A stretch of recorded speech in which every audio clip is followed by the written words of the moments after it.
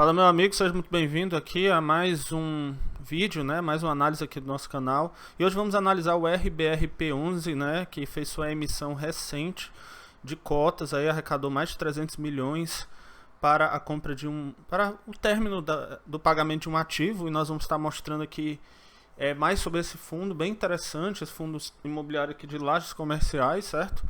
E vamos lá então para a análise do RBRP11, RBR Properties. Antes de iniciar, eu só quero lembrar que esse vídeo não é conselho de investimento ou recomendação de compra e venda, certo? Então, o fundo imobiliário ele tem por objetivo, né, investir direto ou indiretamente em empreendimentos imobiliários que estão destinados à locação, ok? E que sejam localizados preponderantemente no estado de São Paulo e Rio de Janeiro, ok? Podendo também investir em diferentes regiões.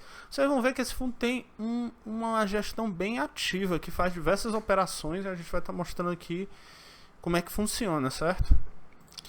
Vamos aqui, o segmento dele é híbrido, certo? Não tem um segmento próprio, mas atualmente ele está investindo mais em lajes comerciais. A data de IPO dele é 28/12/2019, ok? É um fundo relativamente recente. E o gestor é o RBR Gestão, certo? O mandato dele basicamente é renda, mas ele faz diversas outras operações aí. Participação no IFIX ainda não é considerável, 0,91%, e a taxa de administração 1,18% sobre o valor de mercado, mais taxa de escrituração. Beleza? Vamos aqui aos dividendos. É um fundo de tijolo, certo? Como fundo de tijolo tende a pagar um pouco menos, né, do que um fundo de renda fixa em dividendos, pagou nos últimos 12 meses 6,85%. E no último mês 0,55%. Um dividendo ok aí, certo? Aqui quando a gente pega o histórico de dividendos, tem mantido basicamente a mesma quantidade de dividendos distribuídos. Tá? Ele também não tem muito histórico, né? Relativamente recente. Cotação aqui ela tem sido pressionada para cima, né? Para valorização aqui, uma tendênciazinha de alta, certo? E ele segue subindo aí. A vacância hoje dele é 10%, certo? Uma vacânciazinha considerável aí, mas também devido à crise aí, né? Ele tem sido negociado ligeiramente acima do valor patrimonial, com ágio aí de 3,35%. Ok? E o preço por valor patrimonial dele, PVPA 1,03. Bom, vamos aqui falar sobre o relatório gerencial, certo? Ele traz aqui algumas informações importantes. Ele mostra aqui primeiro, né, em relação aos resultados. Ele pega o resultado, certo? A cota inicial, cota final do período, certo? Rendimento por cota. Calcula o dividend yield, foi 6,73, e o rendimento total, o retorno total bruto, né, do fundo foi 30,22% nos últimos 12 meses. Então veja só, um retorno de 30% nos últimos 12 meses, um retorno bem significativo. E em relação ao CDI, né, enquanto o CDI foi 2,22%, né, já com os impostos. Em relação ao CDI, ele teve uma vantagem de 1.366% em relação ao CDI, ou seja, bem superior ao CDI, ok? Aí aqui ele começa o relatório falando de alguns acontecimentos, né? Ele fala aqui da emissão, que foi captado 321 milhões de reais na última emissão, que mostra um interesse bem grande do mercado para esse fundo, né? O fundo ele já ultrapassou aqui a marca de 1 bilhão de reais, eles seguem agradecendo.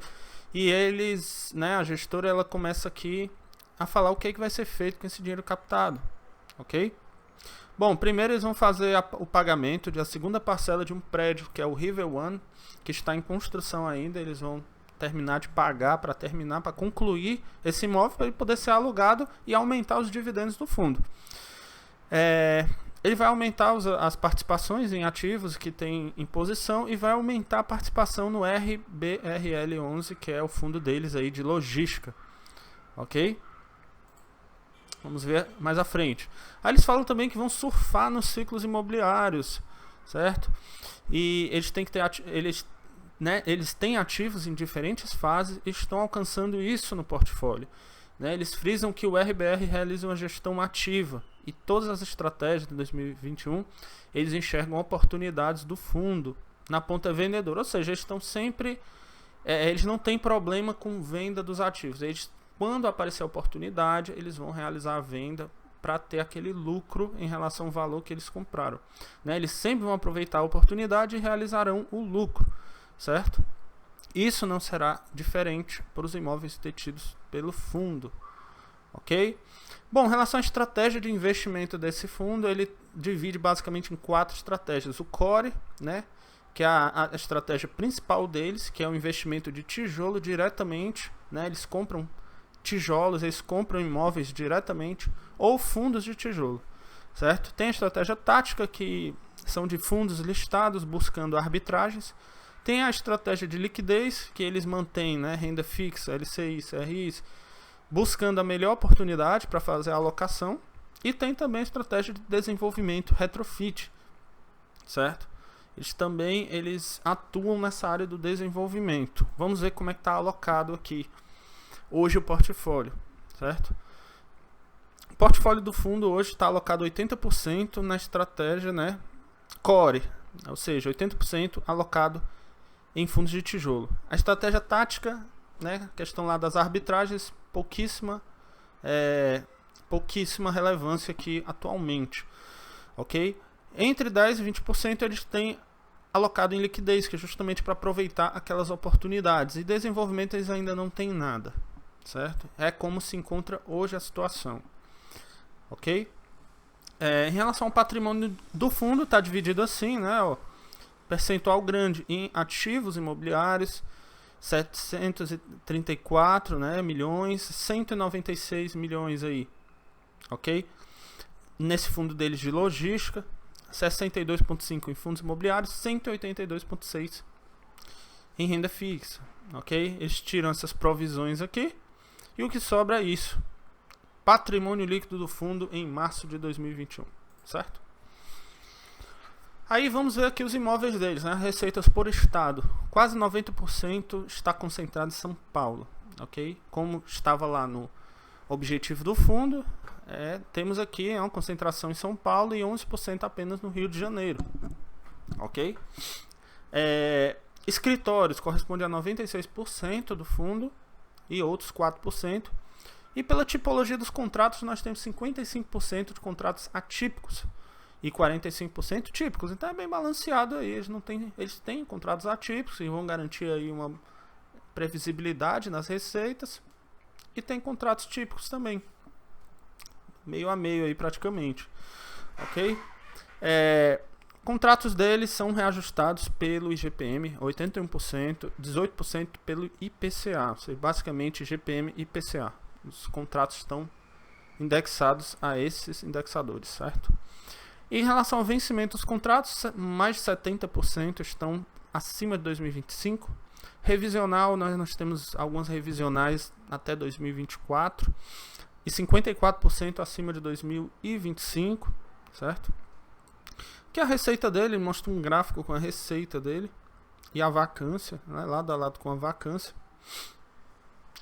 Aqui ele mostra no seu relatório os imóveis que ele tem, né? O edifício Castelo Branco, no Rio de Janeiro, ele tem uma participação de 3,7%, que está na República do Chile, ok? Edifício Mykonos, Vila Olímpia, São Paulo, tem uma vacância de 100%, né? Ok? E ele vai mostrando aqui todos os imóveis dele, ok? Santo Amaro, a gente tem SSLB, Somos, ok? Com participação de 50% no edifício, uma vacância de 0%. Edifício Celebration, Olímpia, São Paulo, com vacância também de 0%, e assim vai, né? Todos os seus imóveis, né, vacância de 0, vacância de 0. Uma vacância de 10% nesse edifício aqui, de Bela Vista, São Paulo, edifício Delta Plaza e edifício Venezuela, participação de 100%, vacância de 0, aqui no Rio de Janeiro. Outros imóveis, né, tem vários imóveis, São Paulo, né, vacância. Esse centro empresarial na Torre Sul Pinheiros está com vacância de 46%, pouco mais preocupante, ele tem uma participação apenas de 17%, ok? E assim vai, né? Mais imóveis, né? Tem vários imóveis, tem um galpão em Hortolândia, 90% de participação, vacância zero, que é a localização, traz aqui ao lado a localização dos imóveis, tem galpão, São Paulo, Itapevi, ok? Participação em 100% e vacância zero também, próximo aqui à rodovia Anhanguera. Tem alguns galpões aí, bem interessante, né? Tanto tem prédios comerciais como galpões. Galpões Extrema MG, né? Minas Gerais, participação 50%. Galpão de Resende, né? 0% de vacância.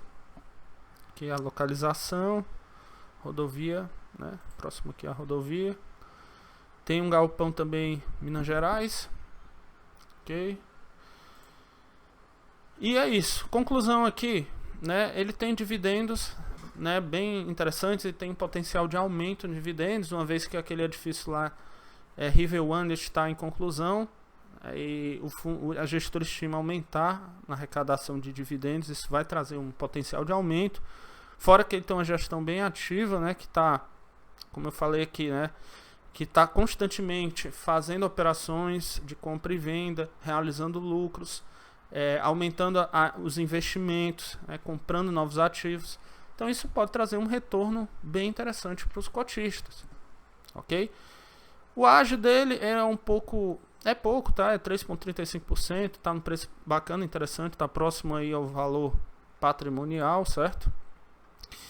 E um fator que eu achei negativo é a concentração geográfica dele, né? Ele tem muita concentração aí em São Paulo. Basicamente foi isso que eu vi. E a gestão, ela tem pouco histórico, é um fundo imobiliário relativamente recente. Agora, na minha opinião, é um fundo interessante para você colocar na carteira, na sua carteira de risco aí. Ele tem uma gestão mais ativa, consequentemente, o desempenho dele vai depender do desempenho da gestão. Mas, de forma geral, ele tem boas perspectivas aí de aumento, certo? É um fundo bem interessante aí para você estar analisando, tá ok?